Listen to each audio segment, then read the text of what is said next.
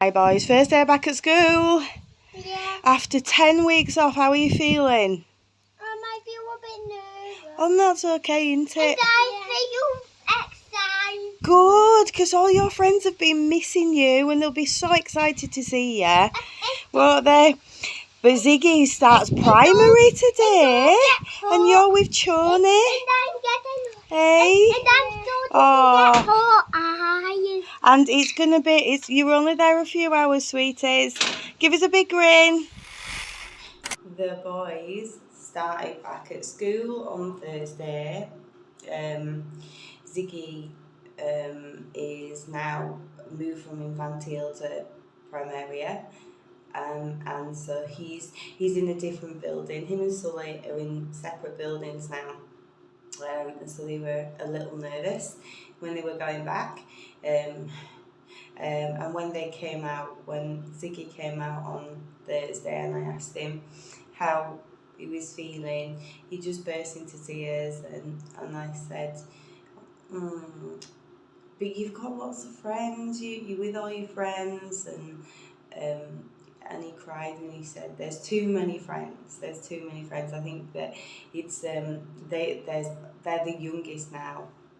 And there's a lot of older boys and girls, and I think that's made him a bit nervous. To be honest, I thought we'd have more problems with Sullivan, because they're not together in the same building anymore, and Sully was fine. He's been okay. But then on Friday, when they went on Friday, he was fine. No problems. He came out and he was fine. And of course, the Queen died on Thursday.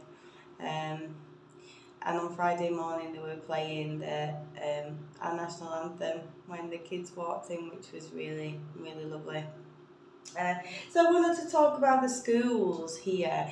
Kids usually start school around three years old, but it's pretty much like nursery. It's like nursery in the UK. They go in September and June. They go from 9 o'clock to 1 o'clock. They go to a full Spanish school. The rest of the year they go 9 o'clock till 2 o'clock because in September and June it's still quite hot. The afternoons are still quite hot.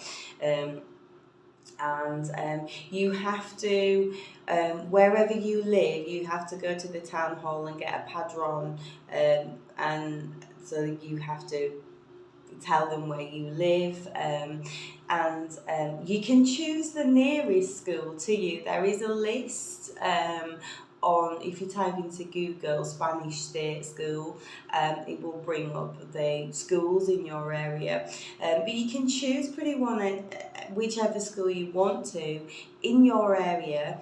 And as long as they've got places, you've got to fill out some forms and talk about them, make sure the medical history is okay, give them details if they've had any problems. But it's pretty straightforward. The forms are in Spanish, so you might need somebody to help you fill them in.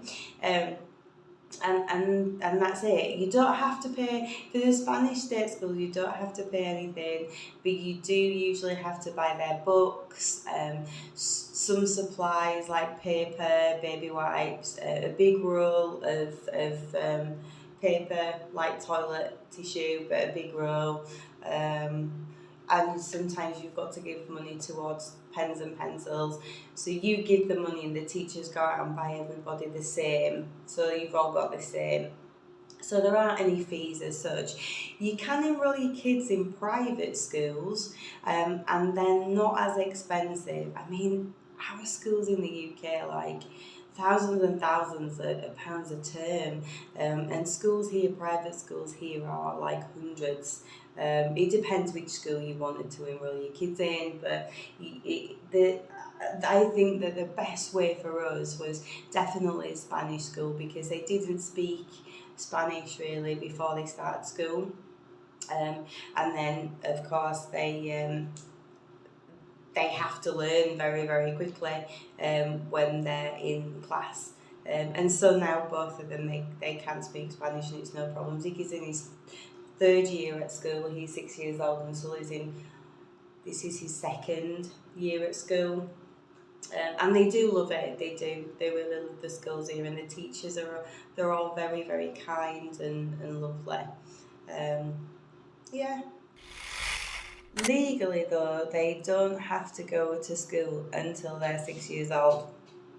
But Ziggy he so wanted some little friends of his own age, and he loves learning, and he so wanted some little friends his own age. So and it does do them good because they have fun. They have fun at school. They come home and they've drawn pictures and they've made things. So and of course they know Spanish very well now because they've been going to Spanish schools. In Spanish schools, also, I forgot to mention, classes are much smaller here than they are in the UK. My boys' class, they've got about 16 or 17 in each class. I can go up to about 20. So, and they do have assistant teachers to help them out. They, like I say, usually 9 will 2, apart from June and September 9 will 1, and they have a little break about 11:30, 12 o'clock, so we send fruit. They have fruit, and sometimes a sandwich. They're not allowed crisps and sweets and chocolate and things like that, and they take a bottle of water too. This school is not too picky. I put some dilute juice in their water bottles because Sullivan will not drink water. So I'd rather have him drinking dilute juice than not drinking at all, especially when the weather gets as hot as it does. If you have any questions about the schools in Spain that I can answer, please leave a comment underneath. Like and subscribe. Like, subscribe to our videos, please. Thank you.